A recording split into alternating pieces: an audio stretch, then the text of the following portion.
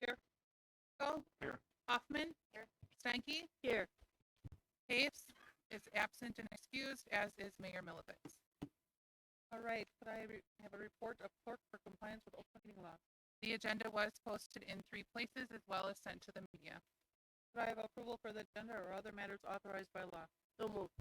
I have a motion. Could I have a second? A motion, second. Any discussion? Hearing none, all in favor say aye. Motion carried. Is anyone here tonight for the business forum?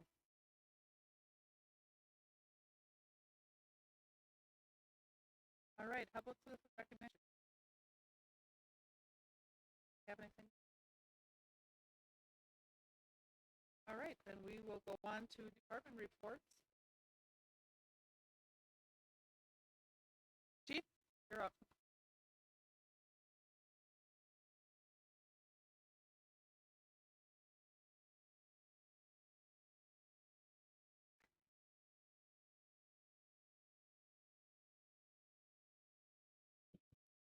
Council, Acting Mayor.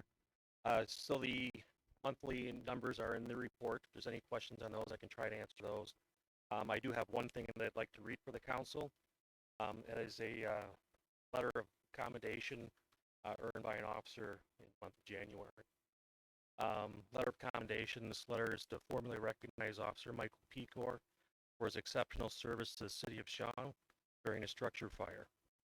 On 1/27/22 at 4:15 hours, officers responded to Safe Haven Shelter at 380 Lakeland Road for fire on the back patio. Officer Pecor quickly arrived on scene and grabbed a fire extinguisher from his squad car. Officer Pecor was met by the front door by an anxious staff member. The staff member verbally directed Officer Pecor to the back patio. Officer Pecor entered the building with a fire extinguisher. The fire was on the back patio and it spread to the building. The siding had melted and the building structure was on fire. Officer Pecor utilized the fire extinguisher, was able to put out the fire before the building became completely engulfed. The fire department arrived several minutes later. Officer Pecor's decisive action prevented a tragedy. Officer Pecor ensured the anxious staff member of the incident was under control. Safe Haven Shelter houses numerous individuals and small children. The shelter also serves as a community resource for many individuals requiring assistance. Officer Pecor's response to the emergency exemplifies the values and service held by the Shawano Police Department. So, Officer Pecor received that actually on the night of his 1-year anniversary with the Shawano Police Department, signifying the end of his probationary period and his full membership into the department. So, it's quite a night for him. That's all I have. Any questions at all? Well, that's amazing, and congratulations to you and your staff. Quite the 1-year anniversary. Yes, he's definitely off probation. Yeah, he's definitely, he made it. Right, So. yeah. All right, thank you.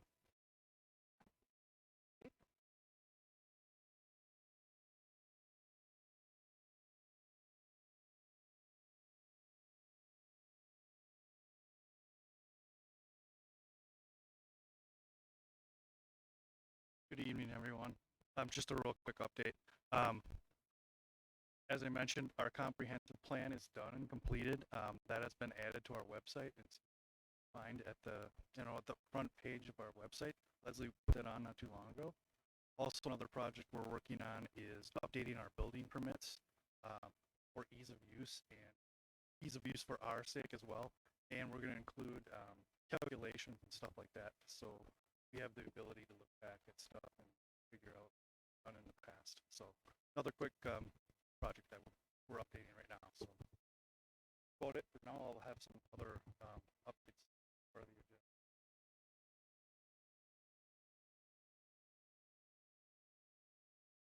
Thank you.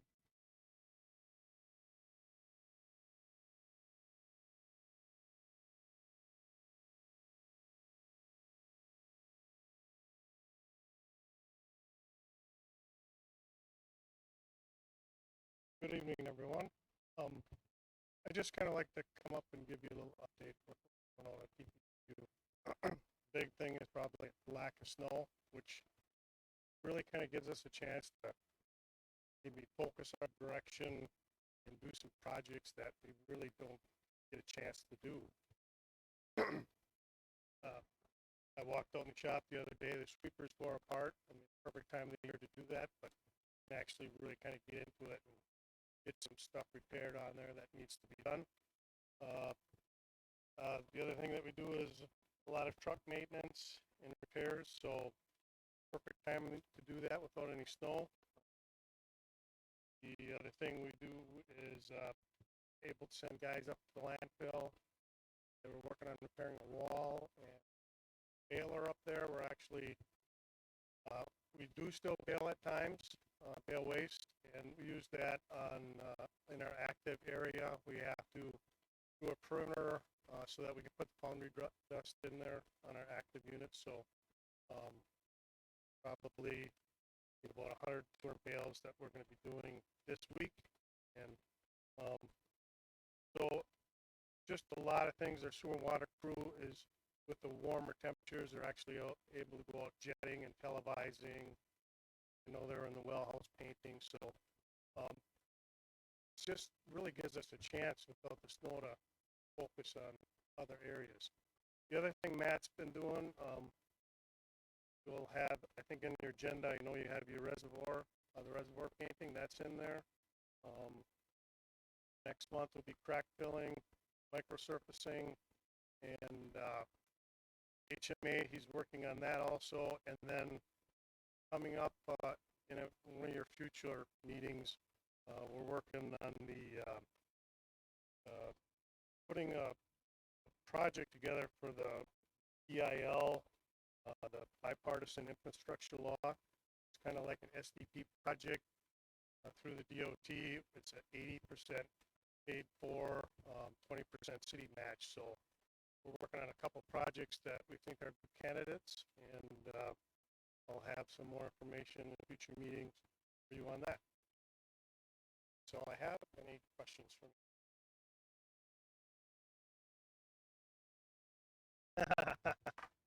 well, there is about 15,000 cubic yards left to be filled in there. What we do is we take boundary dust. They're averaging about 10,000 yards a year, but I'm reducing that probably to about 5,000 yards this year and next year and the following. So we're estimating about 3 years. The area we're working in is pretty difficult, pretty tight. So we have to cover it immediately. So bring material up there and then we have to cover it. So it's a little tricky. So 3 years is my guesstimate. Seems like that sometimes, yes. Hopefully. Yeah.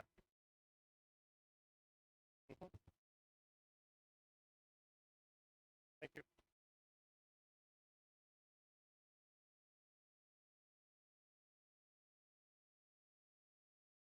Evening, Mayor, Council.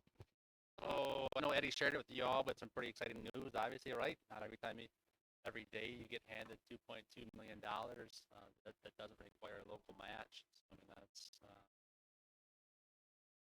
once in a career type deal for someone who gets to work in Park and Rec. So, Park and Rec Commission has already begun figuring out how we can use that.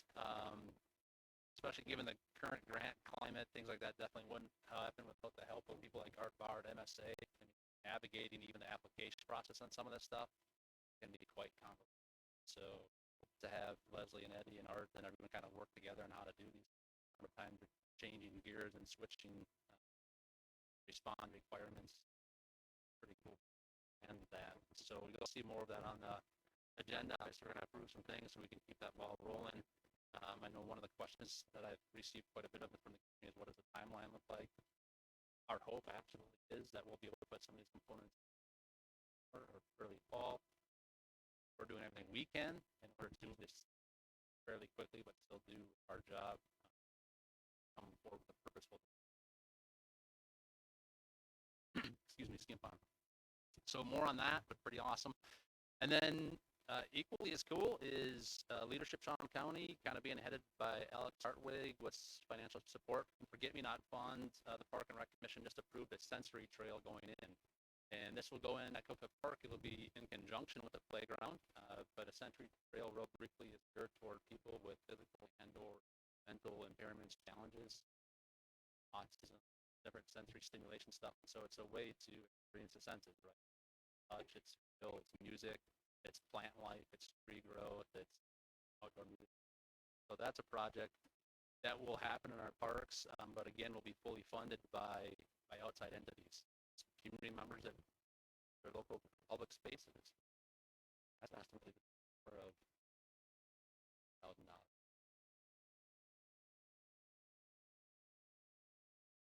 Pretty great things to be a part of and fun times as always.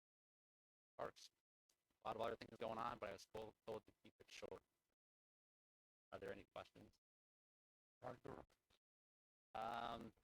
Yeah, if you're making garage doors, we'd love to buy some. The park shop is pretty much done. There's the interior is basically built out. There's a few minor plumbing things and stuff that they don't want to install yet. At least sooner than later. We prefer to have our guys moving in for that in March. Back in the park world, more complicated. Thank you for your time. Greg's on here with Eddie. This time. All right. Oh, Brian. Brian, yes, look at visitor from SMU tonight. Acting mayor and council, it's nice to be here once in a while. It's not often enough, but appreciate the opportunity to just update you on a few things at SMU. I guess the big thing is probably that we're embarking on a building project. Just solicited requests for qualifications for architects and engineers to design what would be the garage, warehouse, storage facility at SMU, and then extend that to an office building as well. So we expect to do that on the existing site. It'll have to be phased in order to accommodate the space we have there. But the commission's been supportive of moving forward with that, and we're starting on the first phase of that with that selection. So you'll hear some rumblings about that, and we'll have to come to you for approval for the actual building itself, and it would be a large development taking up basically half the block there. Forward to bringing more well-designed or well-thought-out plans once we get to that. Hopefully, by June or so, we'll be submitting to the Public Service Commission for authority to construct that. And that will require that we have permits and approvals from the city. Plan right now is to do the design now, and then borrow and bid and build the first phase in 2023, with the office phase being built in. Also, we've got acting mayor, you'll be happy to know that we're continuing to make progress on our GIS. We're within spitting distance. We hope to get the final one installed this week, or at the end of next week, and that'll open the door for getting proposals from the firm we're working with to start working on the city's maps. They're already pretty well developed, but they're on a web-based system, and we're trying to get them converted and moved over to our portal-based system, which will be the next step in this. I understand that folks are pretty happy with what our GIS tech is able to produce so far, but it'll just get better once we get them on our local system. We're making some progress, and we're in the start of submitting the application for rate increase, and that rate increase will be effective. Will take about a year to get through the process, and it won't really affect users or their bills until probably the 1st of May. But that is coming up, and there'll be public notice once we get the final numbers and the submittal ready for the city. Questions? Thanks. Brian, I have one for you. Any staffing changes? Anything that you want to share? Oh. It's kind of a, I did, just to let you know, I guess it hasn't been formal to you all, but I did give the commission notice, several months ago now that I set a retirement date, and, that is April 7th of 23. So it's a ways away yet, but it's going very fast. And the commission is in the process now of, working on the succession, or planning for that succession. And we'll probably, on the schedule we're on, probably be advertising for it this summer. Experience that others in state have had is that it has been taking 6 to 9 months to go through the selection process, and sometimes it's taken 2 and 3 rounds for them to find folks that they're comfortable with. So we're going to start a little early. That has some, it may create some conflicts, but we're hoping to be ahead of the curve and ready to install a new PM next April. I thought you were talking about our part-time clerk at the office. well, maybe that too, but thanks for that update. No, all right, moving on then, let's go to sound off. Is there anyone here for sound off or public comment? Your time, anyone in the audience that wishes to share? One for public sound off. Okay, not hearing anything. Correspondence. Like we have a letter. Leslie circulating a letter. For those who are on Finance Committee, we had a pretty lengthy discussion about pulling additional finances together for the plaza. And it was kind of brought up, and I think the group agreed that, reaching out to some of our partners would be a good idea, kind of to inform them first of the situation, and two, actually formally request that they, help bring this project together because of the mutual benefits it will bring to many different organizations. And so I just have this draft. This one first was intended to go to the chamber, so sent to the mayor for your review as well.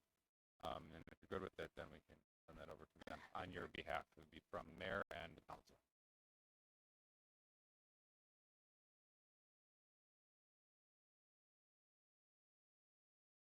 Or to come back on it, or council tonight? I intended kind of for you to kind of look at it tonight and give a yay or nay. On the agenda, but I won't have it or.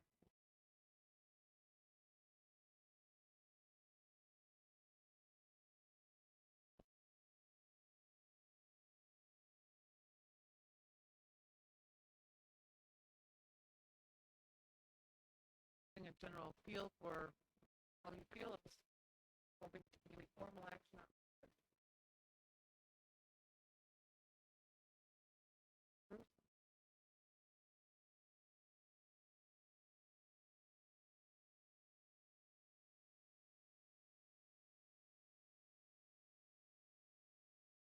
So the general consensus is that the council feels comfortable with the first letter going to Chamber of Commerce. All in agreement. Sounds good. All right, that then, we're going to go ahead and go on to committee and commission reports. Council, does anyone have anything that they want to report on? Okay, then we're going to have a discussion and maybe possible action with the Shawano Area Waterways Management regarding area water levels. Yeah, so Jeff Poussaint is here representing SWAM, and he asked if he could get on the agenda just to get a few minutes of your time to give an update on what's going on with water levels. Awesome. Thank you. I appreciate having the time. And first, we wanted to extend our thanks to the city because I know the city is a supporter financially of the Lake Association, contributing about $4,000 a year. We appreciate that. So 3 quick things. I just want to give you a quick overview of SWAM for those that aren't familiar with the organization. but then specifically give you an update on our water level challenges. And then there's a question that was raised about weed harvesting that I want to share with you. So real briefly, for those that aren't familiar with SOM, SOM represents the oversight of the lake, channel, and river. So it is a nonprofit and completely volunteer organization supported by a board of directors. So I'm a member of the board of directors, and my responsibility actually is the water level topic that we'll talk about. We have about 600 households that are part of the association and growing, which is fantastic. And the responsibility of the association is really oversight of the lake management plan that we draft, work with the DNR to get approval on, and then implement. And that lake management plan addresses the issues of weed harvesting is one, but obviously is a pretty common topic. Management of just overall water quality, and then also management of invasive species. In addition, the association takes care of buoy placement, removal, and replacement. Buoys alone, on average, cost $1,000 to $1,200 each, and in a typical season, we go through about 8 to 12 buoys that are physically damaged and destroyed. You wouldn't think it would be that common, but it's amazing how many buoys are ruined. So that tends to be about a $10,000 to $12,000 budget item for us each year. The association itself, one of our greatest challenges that I wanted to bring the city up to date on is the water level challenge. I'm not sure how familiar the council is with that. The challenge surfaced in 2015 when a complaint was filed by a resident. Since that time, we've been working at resolving things, and to give you a little bit of background, the dam itself works under and it operates under an exemption that's issued by FERC. FERC is the Federal Energy Regulatory Commission. That exemption allows the dam to operate in a range of 801.8 feet to 803.1 feet mean sea level. So I was in terms just say feet above sea level. With the normal pool level defined as 802.5, so 802.5 feet. For about the last 30 plus years, the dam had been operating at a target level of 802.9, so that's 0.4 of a foot higher than the normal pool level, which is about 5 inches. 5 inches doesn't seem like a lot of water, but on the specifically the channel and the upper river, 5 inches tends to be the difference between navigating safely over obstacles and then running into physical challenges.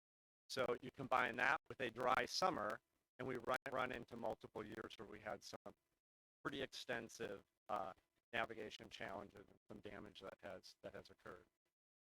The Lake Association has been working with the DNR, Fish and Wildlife Services, and one of our consultants that worked with Eagle Creek to work on a permanent variance that would allow the dam to operate or return to operating at that historical level of 802.9.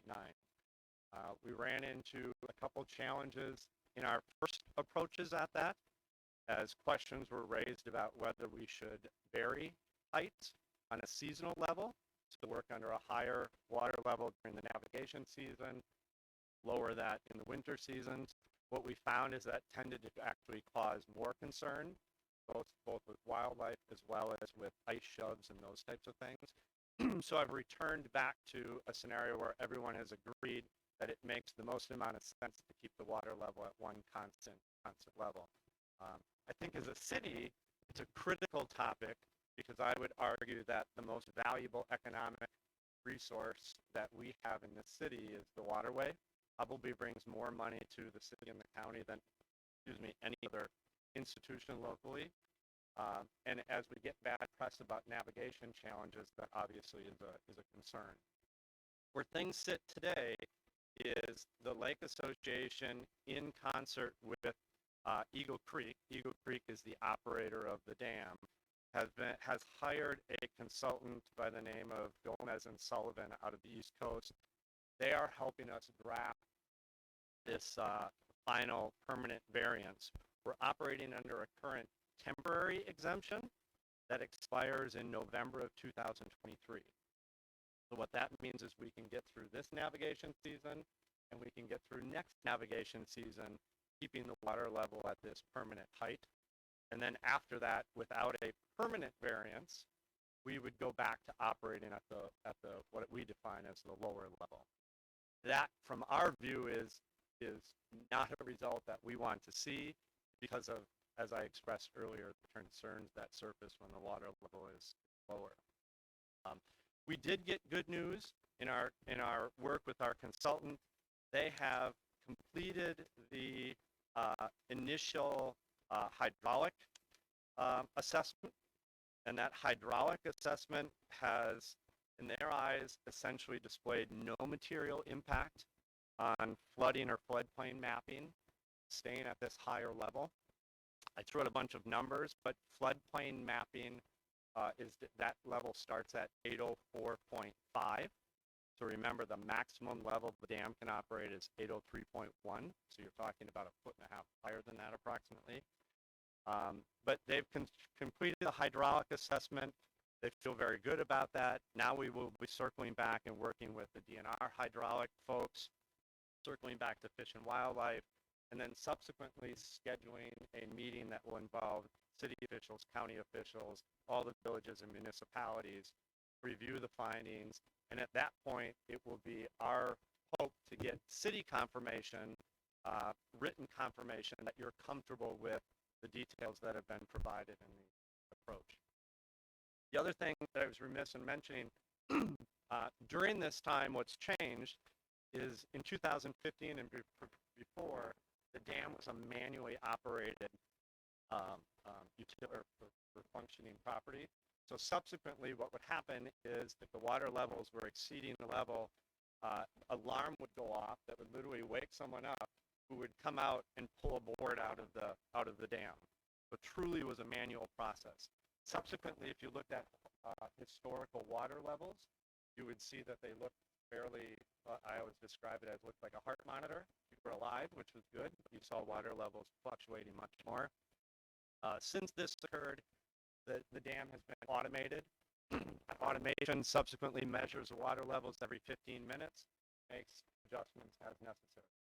If you looked at the water level assessments today, you would see that the patient is dead. Water levels are kept very, very consistent. The exemption requires the dam to work under what they call a flow of river function, which subsequently means the outflow from the dam needs to match the inflow. So once they reach their target height, all the water that's coming in is flowing downstream. That did raise concerns with our neighbors in New London, Shawano, and others that said, hey, are you guys flooding us out every fall? Is there any way you can actually hold water back?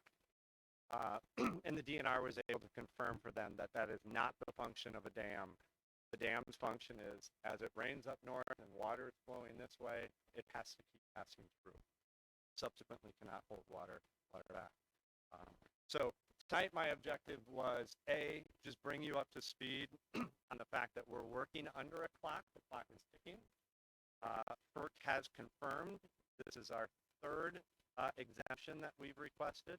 This is our third and final exemption. We did request a multi-year to give us extra time. The downside of this process is by the time we're complete as an association, we will have spent $100,000 addressing this. $100,000 that we're not spending on weed harvesting equipment, which we'll talk about, buoys and other things related to the quality of the lake. Our agreement with this current study is we have approved up to $35,000 that we will spend between the consulting fees, et cetera, to get this accomplished, but we think it's absolutely necessary because of the any questions that you have for me that I can answer as it relates to the dam or the water level topic? Great. Last thing that I wanted to reference, I mentioned weeds and weed harvesting.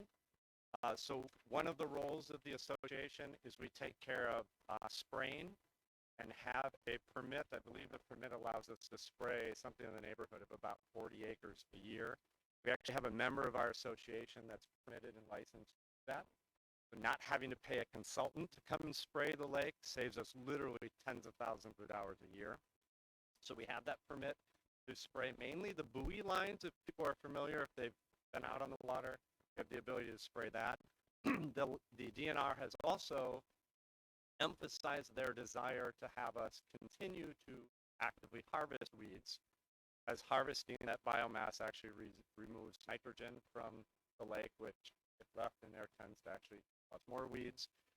The challenge that we're facing is with some of our lower water years, we have a host of damage that has occurred to our harvesters, and they're just aging. So we spent a host of dollars trying to maintain the one that's down here at Huckleberry Harbor. But we've gone out to bid to find out what it will cost to replace a harvester. You probably know that the it's a double H bridge by S&S Marine gets replaced this summer. That subsequently will allow us to really have one harvester, because we have two today because you couldn't get under the bridge. The challenge is, as we went out to look at replacing a new harvester costs $250,000. That's a big expense for a lake association, but we are actively looking at whether we need to replace, because we're getting to the point where they aren't functional. A request that was given me today to pass on to this group is Jeff Knope helped manage the harvesting equipment. And one of the things that he said that we've really run into challenges with is trying to have a dump truck to help haul the weeds once they're harvested. And he wanted to raise the question of, is there any opportunity, I think someone was from the Department of Public Works, is there any opportunity that we have anything laying around that they may be able to use once or twice a week just to help get weeds off of the property, mainly Huckleberry. That is the one area that is most actively harvested. Obviously, that's a. I leave that question for you, and we will circle back as we have a more detailed request. But Jeff may follow up with you to talk about.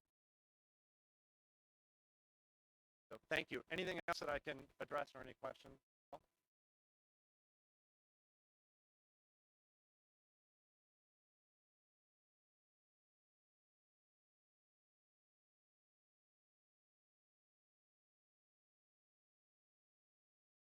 Yeah.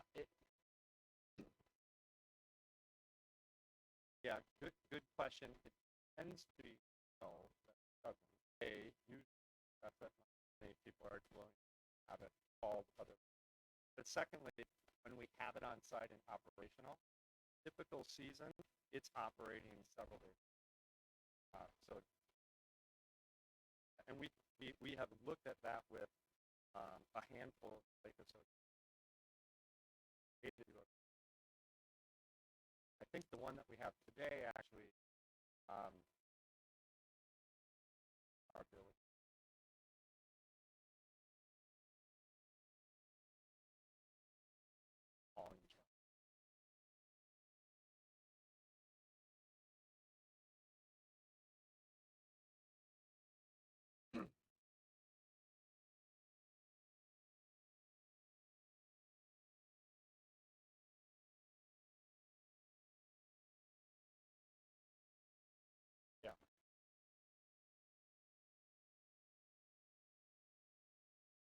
I couldn't say specifically.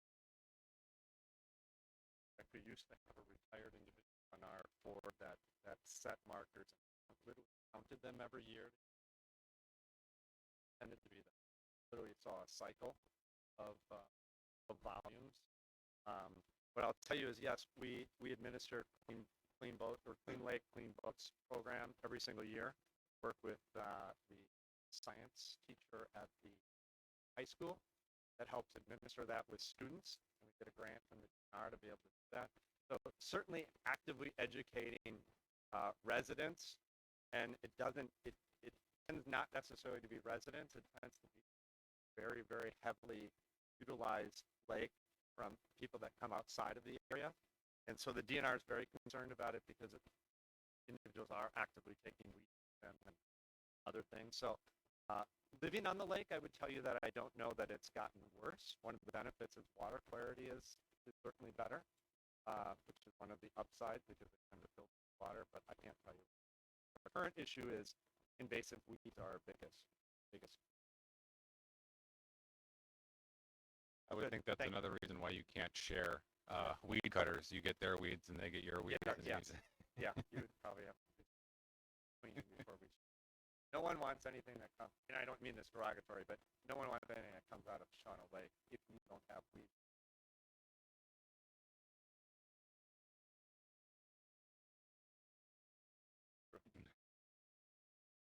Oh, bad. Thank you. All right. And I don't believe there's any action that needs to be taken tonight. So we'll go on to number 14, discussion regarding request for rideshare options. Yeah, so another presentation. I believe Julianne Roller is here with us. So we've been having conversations with Julianne. She represents the rideshare program BIRD. Maybe you've heard of it. It's I'll let her explain it, but the opportunity to bring rideshare solutions in the form of the scooters that you see maybe in some other larger communities. Speaking with Julianne and talking with her and Peter, they're looking at Shawano and they just wanted to kind of give a little bit of a hello and kind of what their service is and introduce it to you. So, Julianne, can you hear us?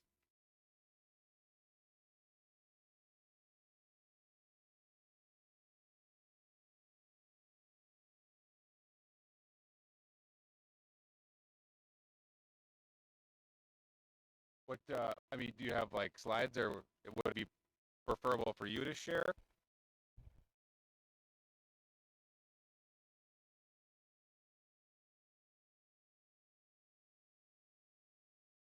You can share if you want, but I think the council's okay also with you just giving a kind of a verbal overview of what the service is.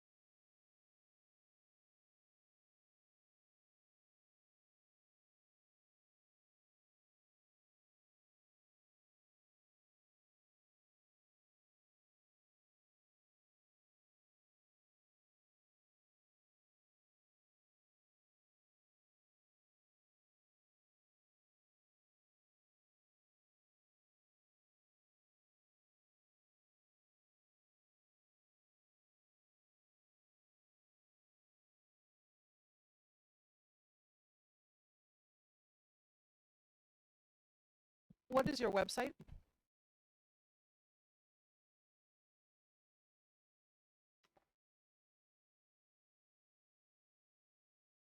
I think one of the things that I can share in having conversations with Julianne and Peter, um, sounds like the service is very programmable to each community. For instance, one of the things that I brought up as a concern is, control over where they can go. Some roads may not be appropriate to have that. It could create danger and safety issues. They can actually program them that they just shut down when they get to those places. So, you'd be able to kind of design where you want them, how you want to utilize them, primarily probably in your main street area, your downtown. You could identify specific, points of interest that they could get to, and you can set the hours of operation. I think that was, one of that I thought was kind of intriguing is, after your normal day, after cab shuts down, transportation options are fairly limited. Now, do I think everyone's just going to decide to go everywhere via scooter at night? Probably not, but it's an option at least that you have to to move around in the evenings and stuff. So, you know, we've reached out to some other communities, doing some research, you know, just to kind of see what their experiences have been. Because, like she said, it's becoming pretty popular, not just in larger communities. Like, and again, I don't want to speak for her, but it seems like they're trying to get more into smaller communities. They identified Shawano as a place that has a good tourism efforts going, and likely has a lot of people.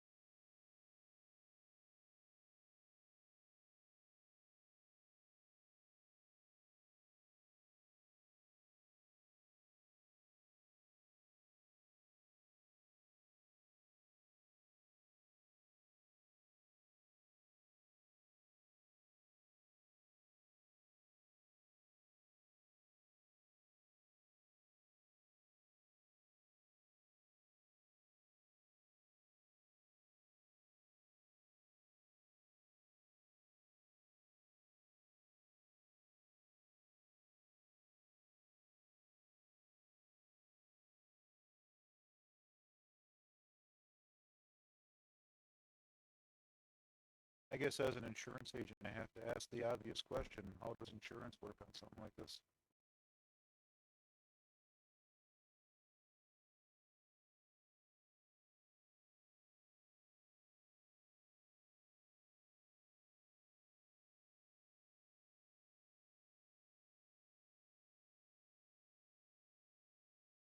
Okay, thank you. Yeah, and I do have a copy of that, confirming some of the insurances that basically.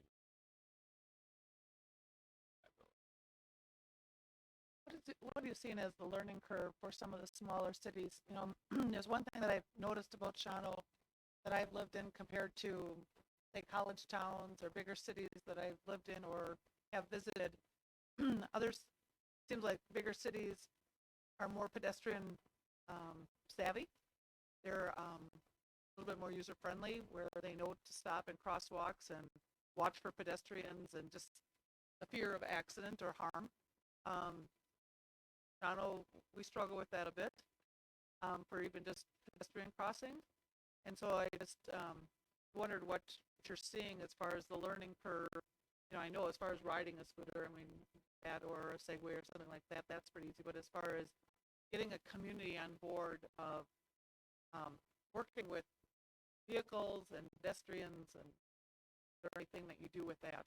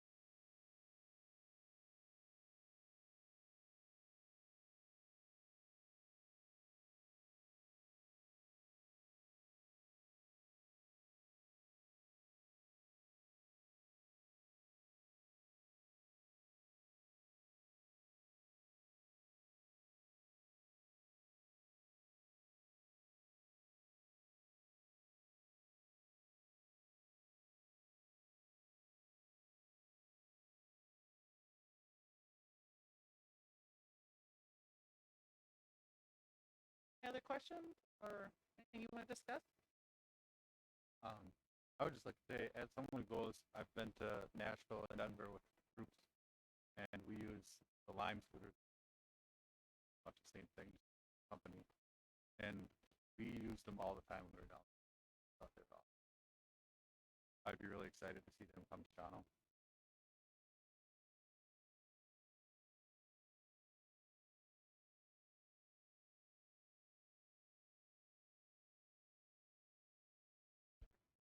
Looks like we're good here.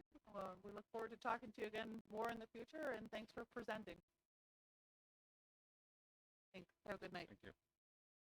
All right, our next topic is discuss and possible action regarding enforcement of snow removal, grass cutting, and other zone-related policies.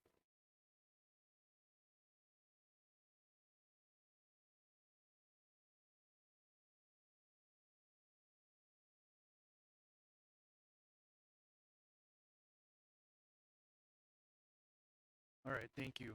I'm not sure if you had a chance to review the memo. Basically, this is a synopsis of what Dina, our code enforcement officer, deals with on a regular basis as far as snow removal and grass cutting. She's having a lot of problems just with the same folks, just not cleaning up, not cutting the grass.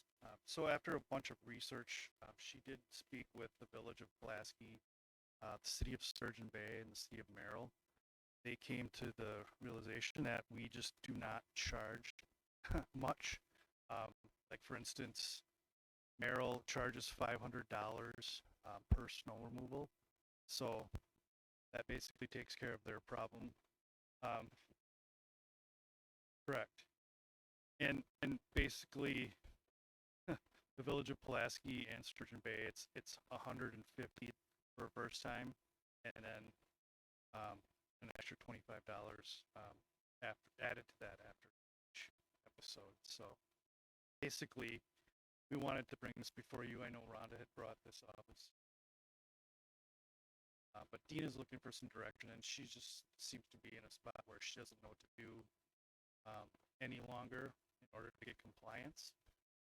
So I guess we could have a bit of a discussion here if you'd like, or we do have some recommendations, after researching this, and it's included in the bottom of the memo. So I don't know if you have any thoughts, or Eddie, if you'd like to add anything. Yeah, thanks, Dave. I think one of the things that kind of was the cherry on top for us is we have a couple people in town who had called around and can't find anybody cheaper than us to plow their driveway. So it would become the service of choice. And I think at that point, we're probably undercharging for that service because that's not the business we want to be in, administering that. So I think it's worthwhile to look into that. And the other thing, as far as the direction goes, obviously all snowfalls are different. Sometimes we get an inch, sometimes we get 10 inches, and that line, we're really trying to figure out what other communities were doing. Are you gonna, if you're gonna raise that fee, are you really gonna assess that to someone who doesn't shovel a 1-inch snowfall? So a lot of communities, what they do is they base it on if our city plows aren't going out and hitting all the neighborhood streets, then that's the threshold that people don't have to have it cleared at that point. And it's not perfect, but I think it at least gives our staff, because we get a lot of complaints. What we end up getting is a lot of neighbor on neighbor 3 days later. Hey, why didn't you find my neighbor? Why didn't you? And it's like, we'll go over there, and they obviously tried, but there might be a little bit of snow on the ground. It's winter in Wisconsin. It's not always going to be perfect, but at least that would give us some direction as far as our staff to say, you know what, based on our policy, yeah, we hit the mains last night, but our plows weren't hitting all the city streets, so we're not going to do that at that time. That was just a thought we had, and at this point, I've just asked them to look at ideas, and I thought they brought some good ideas back, and since they had this information readily available for tonight, just wanted to at least plant the seed. If you think it's a good idea to pursue these types of changes, what we would do then is bring them back to you in the form of actual red line code at your next meeting for approval. Nothing would take effect, for snow removal, nothing would take effect this year yet because we've already established those guidelines for the snow season, then make that change for next year. But if you did want to move forward with looking at some changes to the grass, we could get that going for spring of this year. So if somebody's lawn is mowed by the city, is that then added to their taxes, or how do they pay that? Yes. It's added. Get an invoice. Yep. We invoice them, and then if they don't pay the invoice, then it would be a special assessment added to their taxes. But they do have the opportunity to pay the invoice ahead of time. So would it be possible for us then to take the entities that have already been and maybe do an average of what most communities or can you use that here in Toronto? Is that something? So we have one that's charging 500, we have another that's charging 200, charging 300. We add those three together and then take that average and Toronto will start charging that amount to make it a little more unattractive for us to mow their lawn for them. Yeah, so they did have a recommendation in here of changing our fee to 150, which would still be on sort of the lower end of what we're seeing in other communities. And then the second offense would add $20 after that.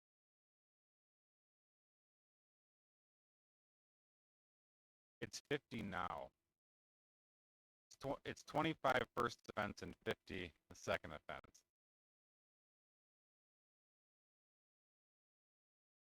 Yeah, exactly. So, yeah.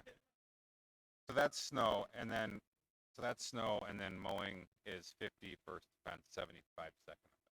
What we're proposing, what staff's proposing, is changing the base fee to $150 if we have to do it, and then $20 if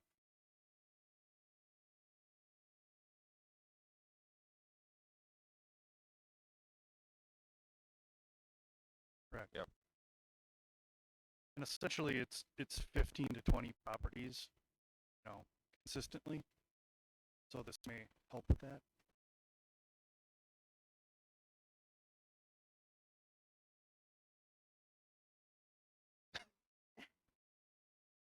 As taking into consideration special circumstances, that becomes difficult too because people have all kinds of. Yeah, absolutely. We take calls regularly, both of us. They're COVID. They're like, I got a tag and I had COVID. I didn't even realize I got tagged because they're not coming to the door or anything. And here just 2 days later. So, we say, yeah, just work on it. We have huge discretion, obviously. But yeah, it's like I said, it's mostly the same folks. usually if people call like right away within that time frame and are like, here's the situation, here's when I'm going to get it done, they work with them. Most of these properties are, 12 to 15 individuals, homeowners. Are they rentals? Yes. So does the fee go to the renter or the landlord? It goes to the landlord. And generally they pay it. They know that it's convenient for them to have it done. Some landlords, they live in Arizona and they own a home here, and you say, hey, if you're not going to get this lawn cut, we're going to go over there and charge $25. He's like, oh, probably do it. It's probably a headache off of his back, Right. right? That's For that at that rate, it's probably easier, less hassle. Sounds like we're fairly open to modifying this so it's less of a city-provided service and more of a deterrent. So what we'll do then is we'll bring a draft back. You don't have to prove anything this evening. We'll bring a draft back with some language that we think is best practice from other communities, and you'll be able to review it at your March. So this is the issue of snow and grass. Are you going to be bringing other things forward in upcoming meetings? Yeah, right. Like working on the front lawn, garbage. But yes, there are a number of other issues that we'd like to discuss as well.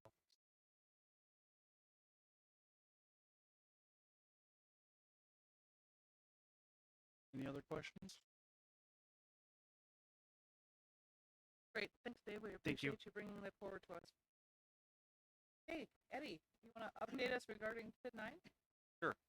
So we've been working with Ellers to pull together the district boundary. They've run the properties that we intend to be in this district through the 12% test. Total increment plus new value can't be more than 12% of your total equalized value in the city, and we passed just barely.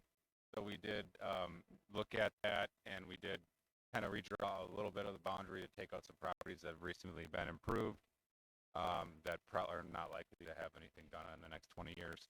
But so we're good. That's really the big threshold to pass.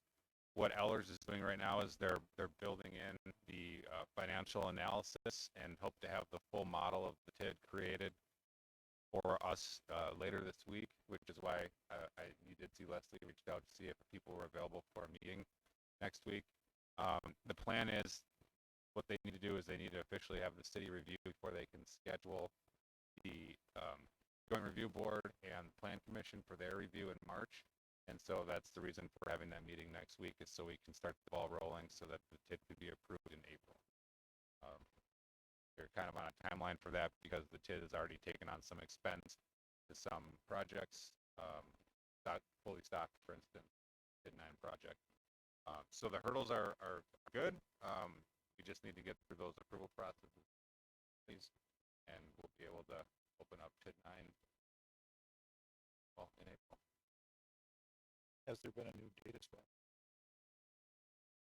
Yeah, they need to get it done by, as soon as possible. They have a short window for trying to get this approved so they can then do the public noticing for our March meetings, which is why we picked next Tuesday. So I know it's not ideal that not everyone can be there, but it really is more just a blessing to move forward. You will get your final approval following the joint review and following the Plan Commission review. It comes back to council for final approval. Okay.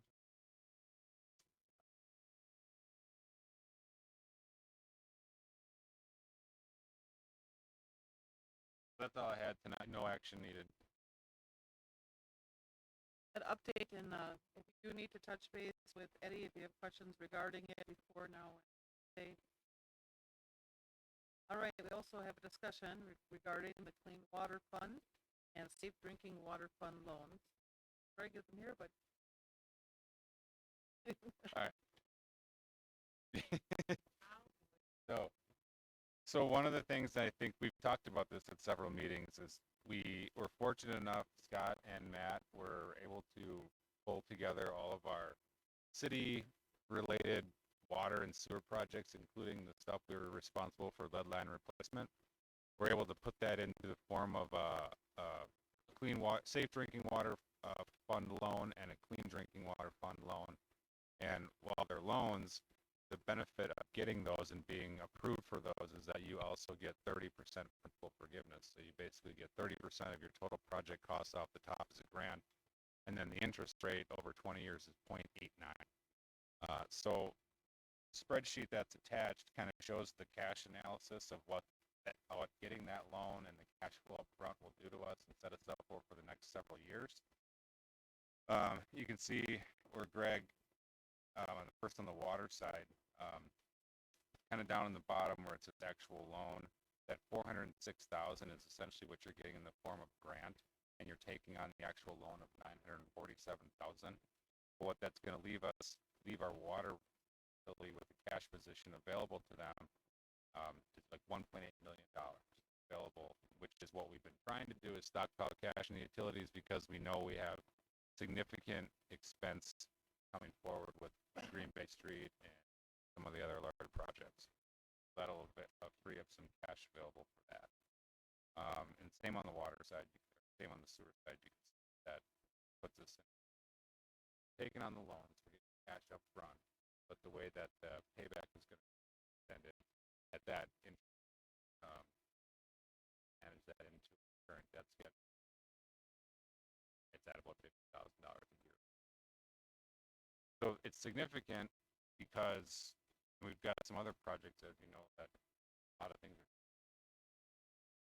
are talk about next is with the water tower, and where this will frees us up to have some more available cash for 2020. So there's no official approval on this yet tonight. We still need the DNR to provide us some final documents, correct, Scott?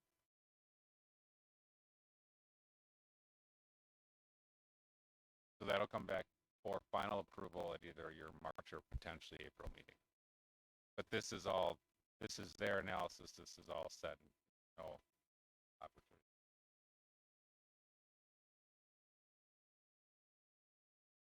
for that update? Nothing else from the council? All right, we're going to go on to the consent agenda.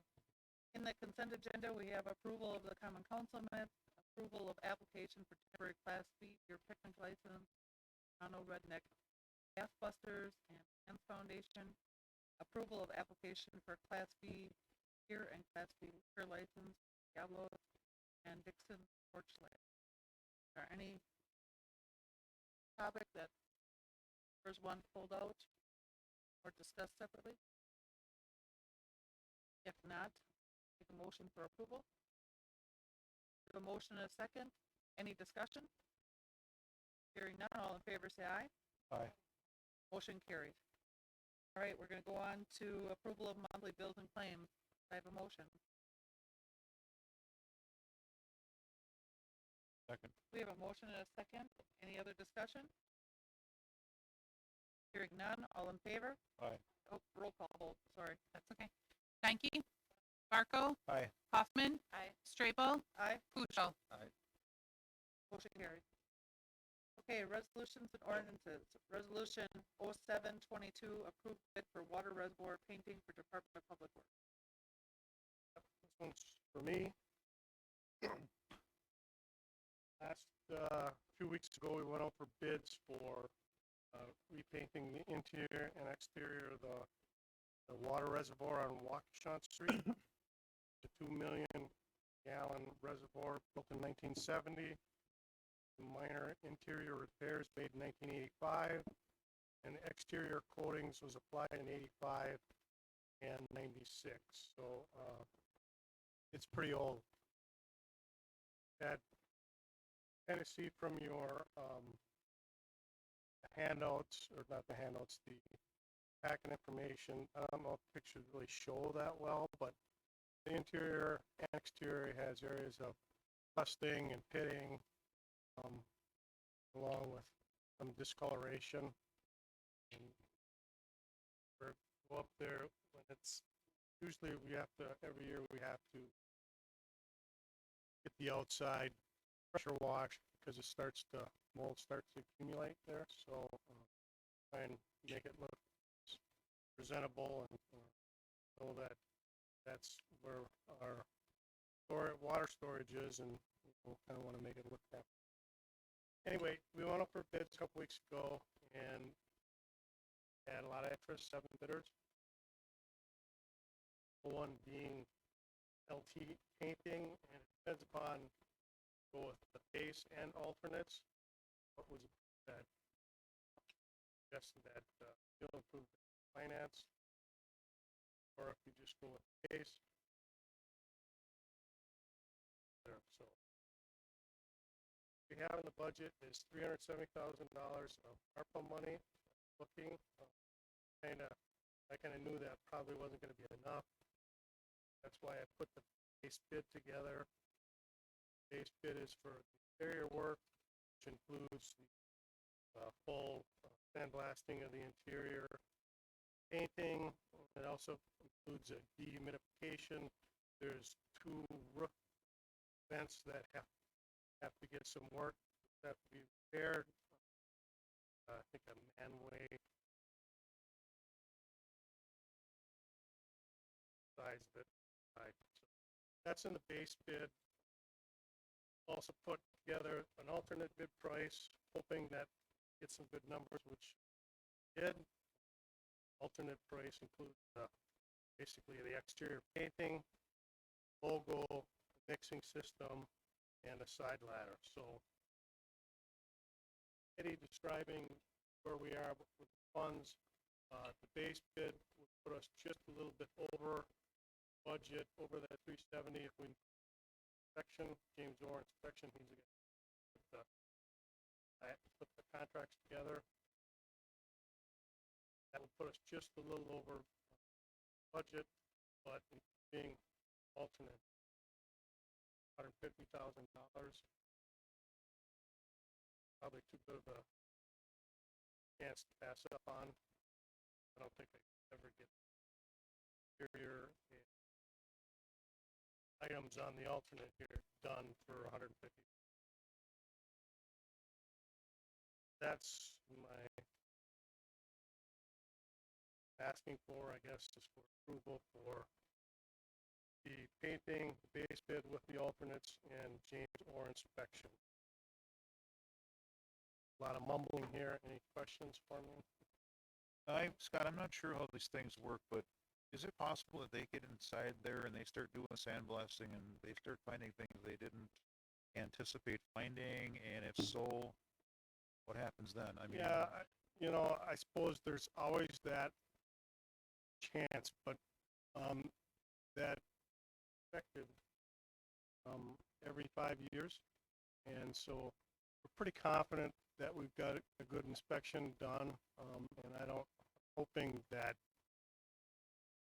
that's not going to be the case. I mean, I never say never, but we're confident that we're good. The person we brought in to write the specification for what needs to be done does this professionally. Correct. So he knows exactly what the condition is, so he was able to convey that. So we have a pretty good feeling that these vendors know exactly what to expect. Now, granted, there's always things that, we'll And deal with when we get there. thank you. These vendors are kind of from all over, and they said James Orr is doing it for years, and well recommended. We had a couple people wanting to put in a price that very selective. Bid number. all right, thank you. All right, so I'm looking for approval. Please specify what your approval is, I will make a motion to approve resolution 07-22. as it stands with the As it base, with the. stands. Okay, do a second. Yes. Base with alternate. Yes, I'm sorry. We have a motion and second. Any discussion? Roll call vote. Barkle, Aye. Hoffman. Aye. Stanky. Kuschel. Graybill. Aye. Motion carried. Resolution 822, approve substation battery bank replacement for SMU.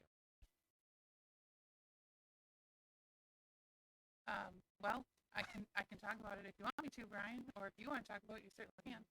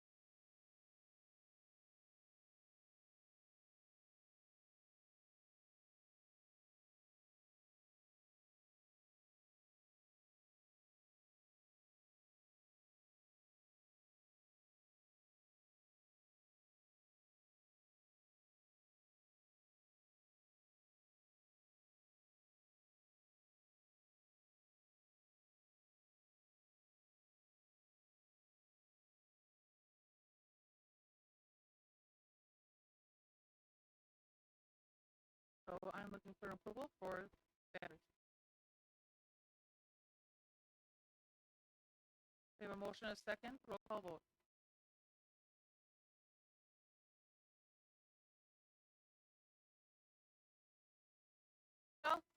Stanky. Graybill. Aye. Barco. Aye. Hoffman. Aye. Motion carried. Resolution 922, approve underground installation contract and purchase of one pad mounted switchgear for. Brian?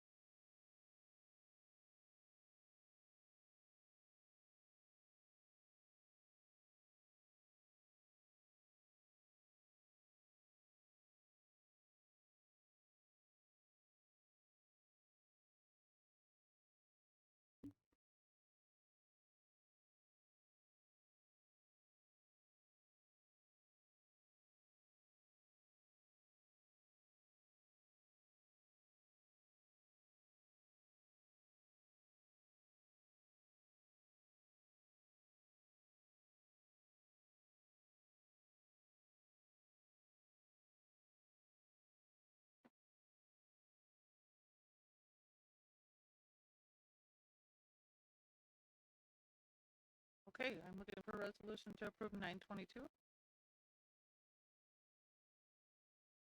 Second. We have a motion and a second. Roll call vote. Kuschel, Hoffman, Aye. Barco, Aye. Stanky, Strabo. Aye. Motion carried. Resolution 1022, approve vehicle purchase for SMU.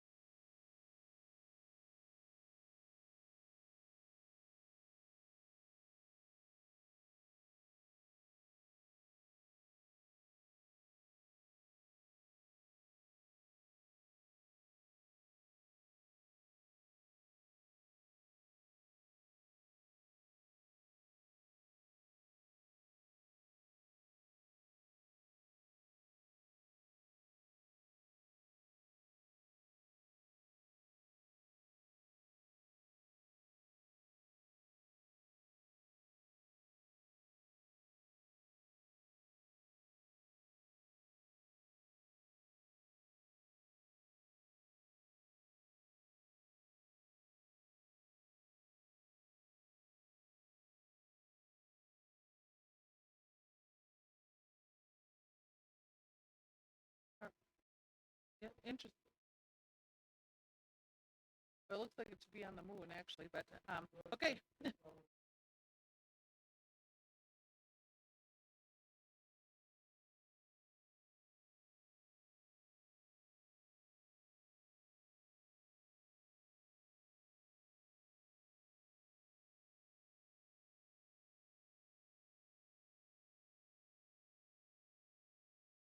Okay. Wait for a second. Got a motion and a second for resolution 1022. Roll call vote. Stanky, Kuschel, Strabo. Aye. Barco. Aye. Hoffman. Aye.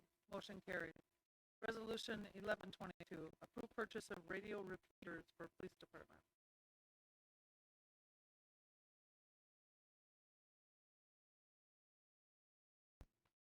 Brad, I'm sorry, can you guys get the, So this is the repeater replacement project we talked about in the past. We received 2 bids on that project. Actually came in $187 a part. So the low bid from NCI, and we're asking that you approve the purchase of that repeater system. I will make a motion to approve resolution 1122.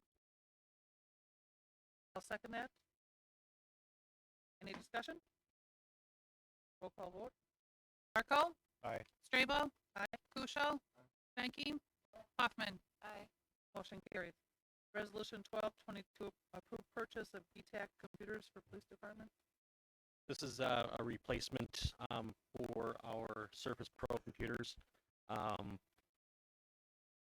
The replacement that we have through our IT department would only afford us 2, and the Surface Pros that we have, which are similar to the units you guys have are using right now, which we're using in a squad car, which were never meant for that, are failing at a significant rate. So I think we've shown you samples of the GTAC computer, the ruggedized computer, specifically for in cars for what we use them for. So that was the decision, was to go ahead and start replacing those on our own. And so $12,000 was budgeted in the budget this year through capital, and we received a cost of 4 GTAC computers for $10,872. I'd ask that you approve the purchase.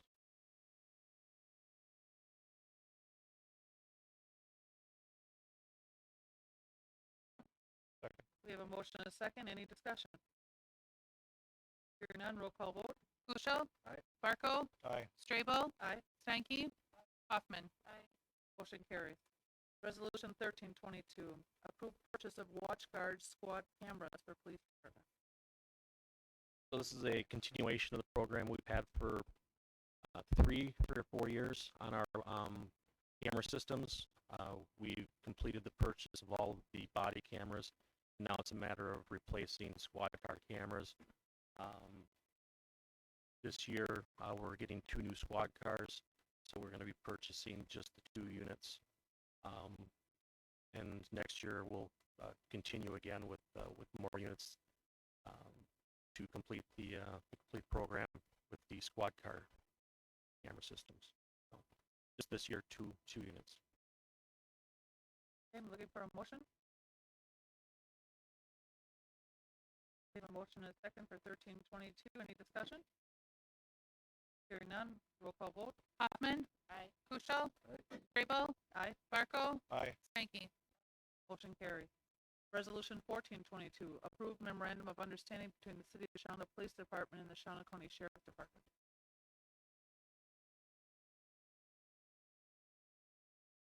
Second. We have a motion and a second. Any discussion? An annual repeat. All right. Roll call vote. Sankey. Barco. Aye. Hoffman. Graybill. Aye. Kuschel. Aye. Motion carries. Resolution 1522, approved diamond groomer purchase for Park and Rec. Yeah, it's a replacement of a piece of equipment that we use to prepare all 9 ball diamonds. The only piece that's unique with this is the funds that are being used to purchase this is actually donated from the Shawano Booster Club, entire funds. So that's kind of cool, right? And so then what part of the agreement was, it was our existing diamond groomer, which we did have issues with, but we have a pretty all-star mechanic who completely rebuilt the engine this past year. We'll pass it on to the Shawano Youth League at no cost. And the ripple effect continues with the Shawano Youth League passing theirs on to Brett Nelson and Gresham for their Little League program. So it's kind of a 3-way win out of a one-time donation from the Booster Club. Cool. I'll make a motion to approve resolution 15. We have a motion and a second. Any discussion? Roll call vote. Barco. Aye. Kuschel. Aye. Hoffman. Aye. Strabel. Aye. Stanky. Motion carried. Resolution 1622, approved purchase of sweeper for Park and Rec. Yeah, so as you can see, we're spending all of our capital money right away in the beginning of the year, right? We run 2 of these units, one in the cemetery, one in the parks. We try and pride ourselves in purchasing units that you have multiple functions and facilities to them. These are unfortunately not one of those. These are just big raking machines. We rake 200 acres of land every year. That's how we get the job done. So this will replace the oldest one, and then also keep on keeping parks clean. It is slightly over budget. It does include the trade-in of the existing one, which I believe we got $6,000 for. The item was about $8,000 over budget. We believe we can make that up in cost savings about the rest of the year.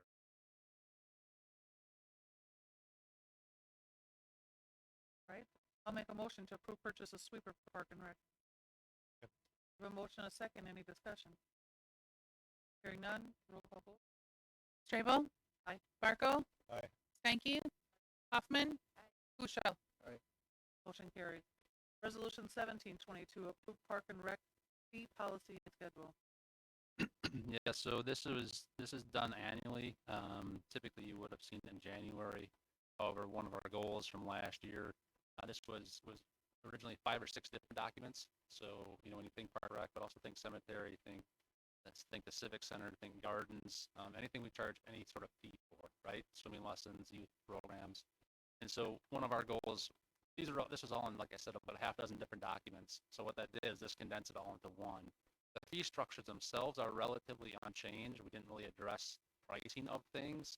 Some of it did get tweaked just to kind of fit the Excel boxes more nicely type deal, but there's not any substantial changes to the cost that we are charging. The other piece is if you look at the beginning, Park and Recreation is not in the business of trying to make money. We're not a for-profit business, but there is an expectation of cost recovery, right? You do expect us to have some of that. And you see that with about $100,000 a year contributed back into the operational budget. So this brings some policy and kind of theories that we try to abide by when we're looking at cost recovery for the program. That's included. So. Okay, looking for a motion.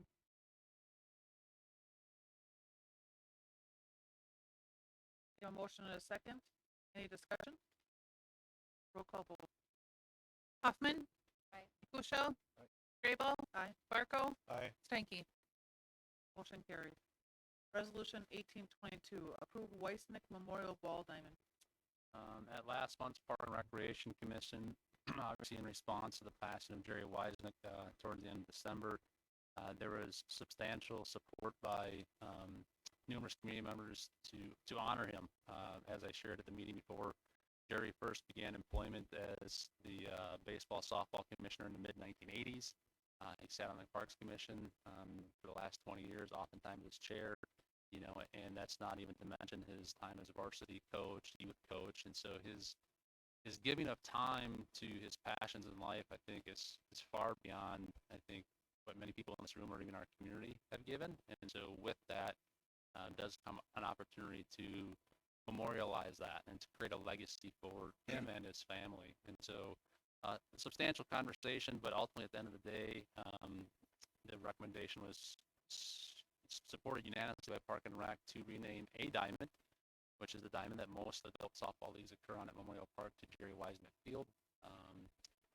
What that would look like would be a sign that would be put up at the scoreboard, and there's also discussions about granite benches or even a statue or a plaque that determines the story of Jerry. And so I think some of that is yet to be determined. That'll be kind of really dictated by the family and people who knew him well and how that happens. But would formally create that space and give that space this name out of respect for someone who gave so much to this time. We are also going to be leaving an open chair in honor of Jerry at all of our Park and Rec through the end of his term, which I believe. Got some items that I'm placing on there, and it'll be next. With that said, I would like to motion to. We have a motion and a second. All in favor? Aye. Motion carries. Approve Resolution 1922, approve design services proposal for Memorial and Cooper Park. Yeah, so this was obviously the grant that I referred to when I first talked, the $2.2 million. Art Barr is here. I think many of you know him from MSA. He's helped us with other CDBG grants. This is also a CDBG grant. It's in response to coronavirus, and so really the premises of the grant was to get people outdoors recreating. We saw a huge uptick in the use of public parks and spaces as a response to coronavirus, and so the intention of this grant is to create new, okay, to create something that you don't currently have that allows people to be outside and enjoy their passions. Well, as you know, we've had much of that lately. We had groups approach us about playgrounds that are more accessible. We've had groups approach us about pickleball needs and tennis needs. At Arlington Park, everything was overlapping on one court. So yes, we had pickle, tennis ball, and basketball, but you can only play one of those at one time, right? So with receiving those funds, we are then looking to select a firm to help us navigate the design of it, the construction oversight, and the bidding process of those pieces. Went out for an RFP. 4 design firms submitted. A review team of Leslie, Eddie, myself, and Kevin reviewed, and we're recommending MSA to act as that for us. The total dollar amount of $160,000 is within the budgeted amount of $207,000 that was included in the grant. The funds will be 100% paid for out of the grant. Okay, looking for a motion for Resolution 1922.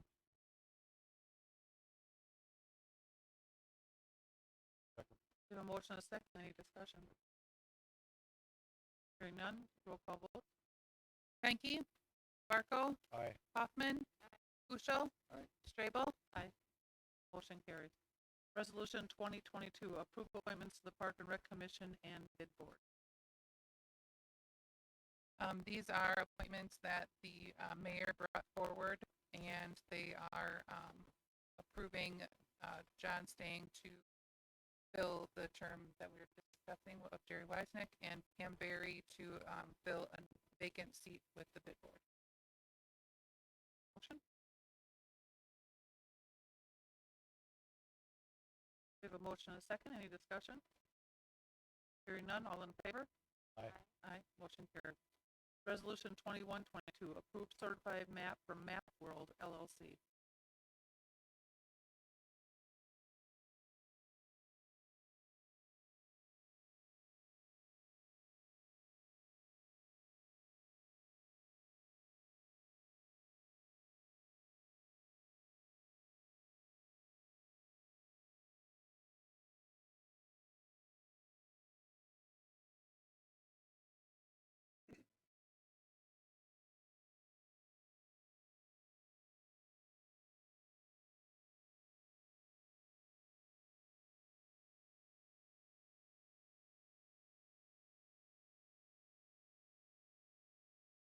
We have a motion and a second. Any discussion? The,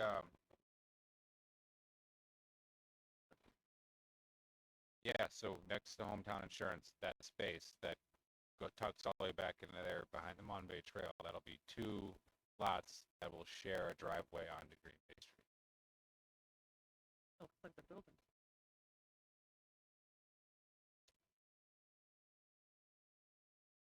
I think you're looking at the driveway. That's the driveway. There's no building currently on this. You can, if you look at the top left, there says building. That's the trash enclosure from Hometown Insurance. There's no buildings on this property. Either of those Just green. properties. Gotcha. Okay, so we have a motion and a second and discussion. All in favor? Aye. Aye. Motion carries.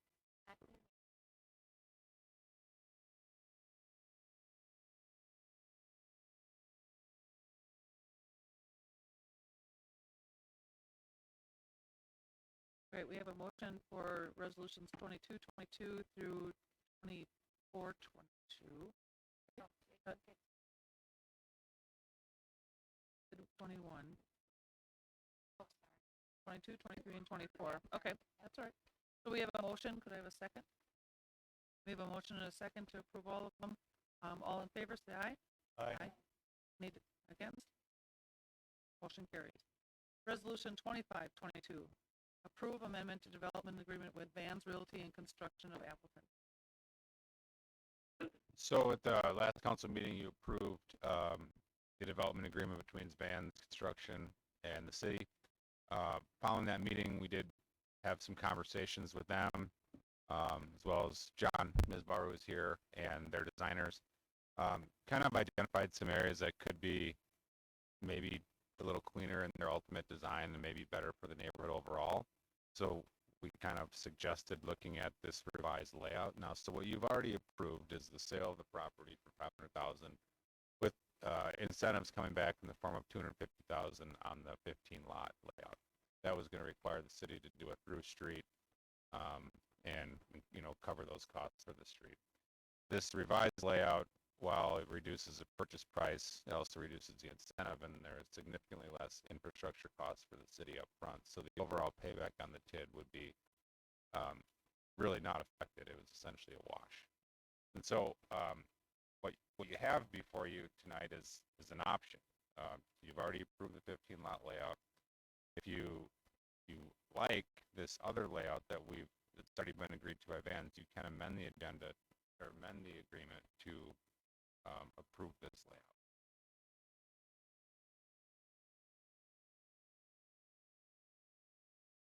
Right, so this would be 13 properties and more of a in and out cul-de-sac driveway. Instead of driveway, which was something we heard from neighbors that live 3rd Street.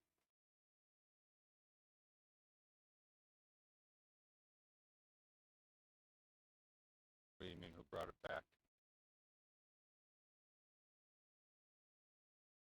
Yeah, so what happened was it passed, and we set up a meeting with Vance to start filing, you know, doing some things, pulling some things together, and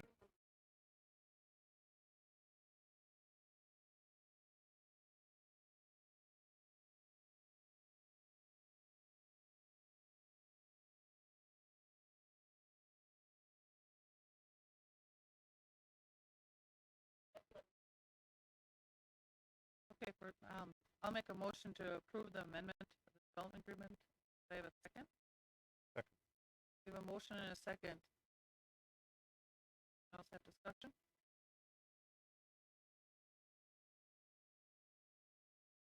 Okay, anything else? Anyone have any discussion? All in favor, say aye. Aye. Any opposed? Motion carries. Resolution 2622, approve rejection of submitted proposals for the City Hall renovation project.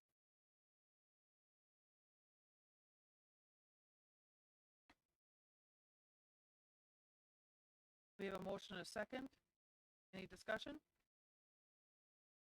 Hearing none, roll call vote. Danke, Barco. Aye. Puccio. Aye. Strabel. Hoffman. Aye. Motion carried.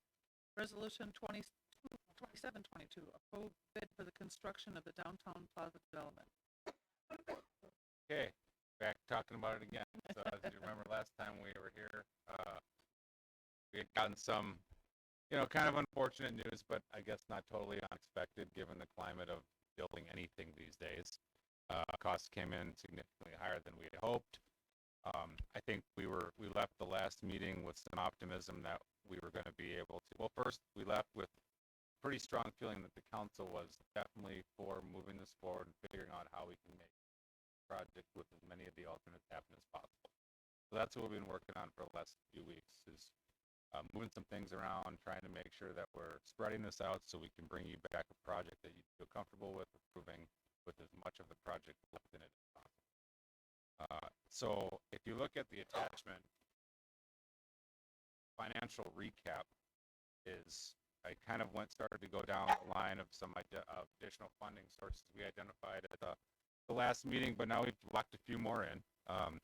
So I'll just kind of run down the additional ARPA money. That was something we were already including. That was freed up because of the clean water, safe drinking water money that we got through the low interest loan and grant. So that was an easy one. We got a $100,000 donation from Charlie Harvey, which is fantastic and extremely generous. We were looking, and so now that we're doing TID 9 in place of TID 4, which is, so TID 4 ends its useful life in September, but we still have about $120,000 in the remaining debt proceeds. The thought is we can allocate that towards the plaza.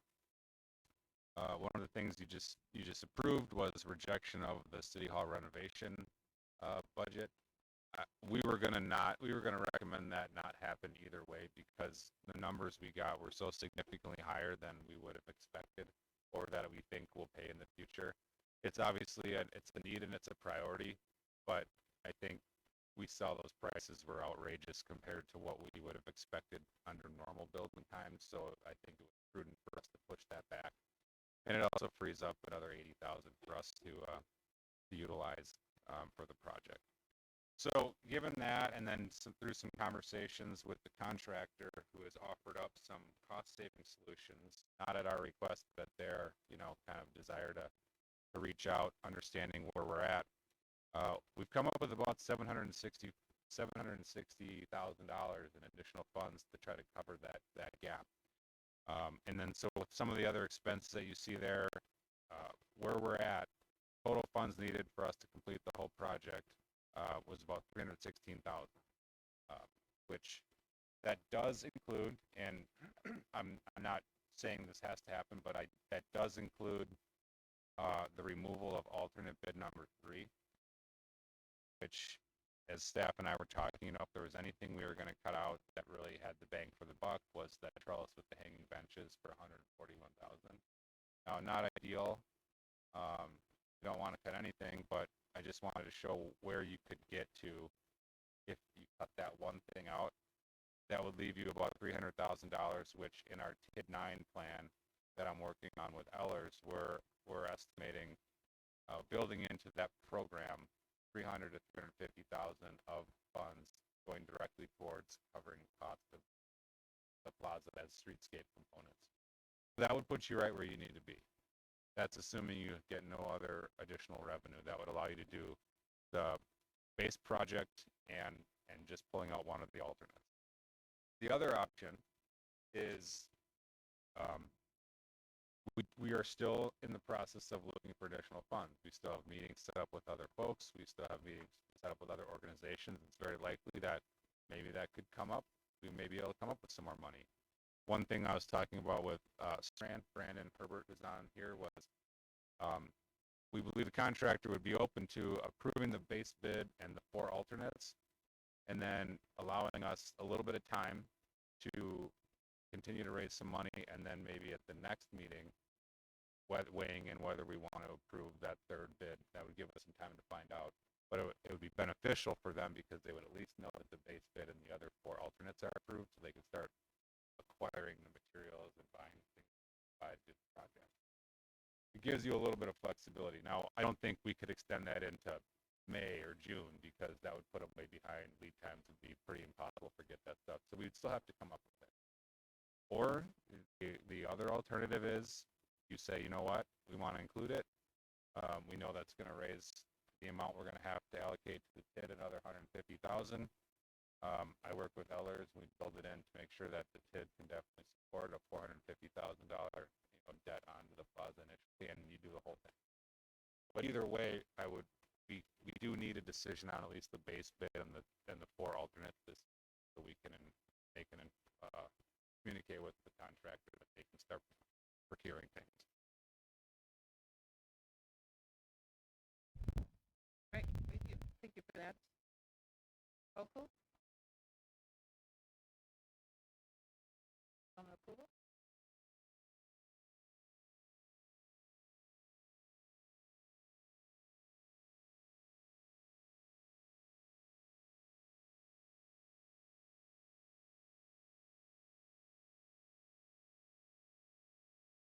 All right, we have a motion. Motion and a second. Any other discussion on that? How hard would it be to push off the date? How it be part of Yeah, I guess maybe Brandon can speak to that. I don't know if there is any footings that would be required as part of that. I mean, did you hear the question, Brandon? Could the tabletop be its own project standalone and be done later? Yeah.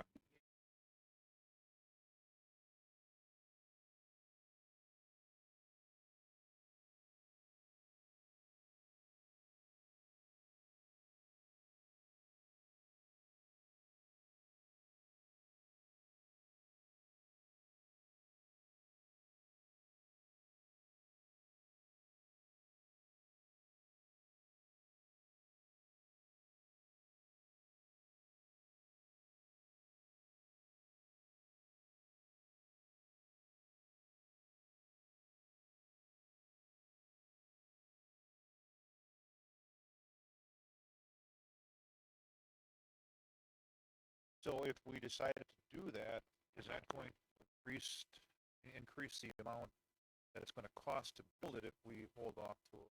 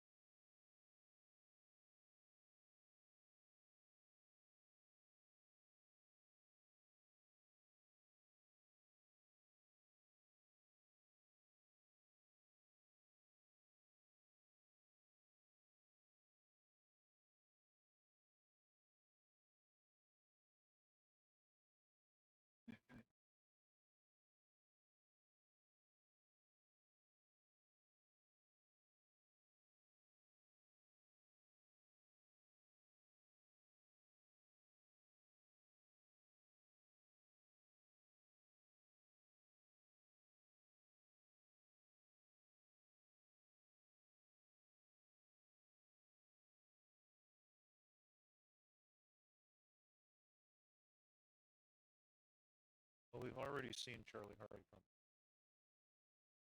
Being optimistic. I'd like to think that other. So I would be.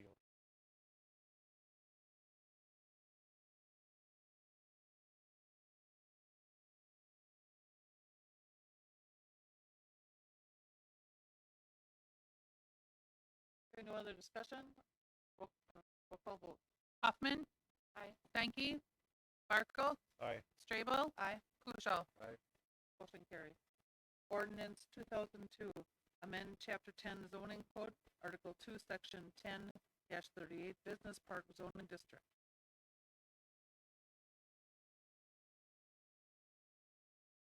I'll make a motion for ordinance 2002. We have a motion and a second. Any discussion? Hearing none. All in favor? Aye. Aye. Motion carried. Future meeting discussion. Anything that anyone would like?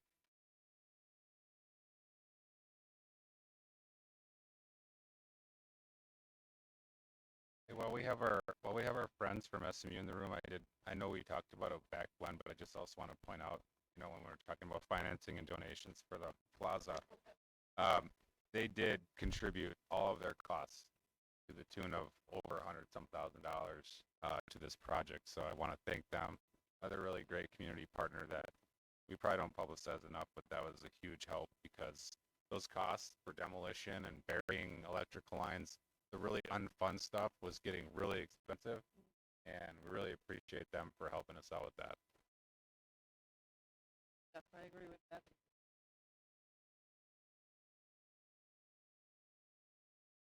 Appreciate the partnership. With that, we'll go into closed session. I'll make a motion to go into closed session under Wisconsin State Statute 19.85, parent 1 point, parent E, deliberating or negotiating the purchasing of public properties, the vet of public funds, or conducting other specified public business whenever competitive or bargaining reasons require a closed session. This is in regards to negotiations for technical service agreement. We got a second. Thank you.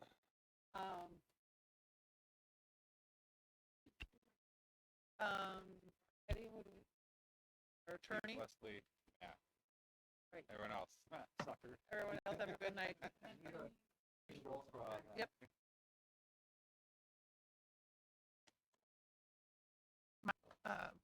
Rhonda, I need you to do a roll call. Strabel? Hoffman? Stankey? Marco? Aye. Kuschel? Aye. Okay, closed session. Yeah, if anyone needs to take a break, but go ahead.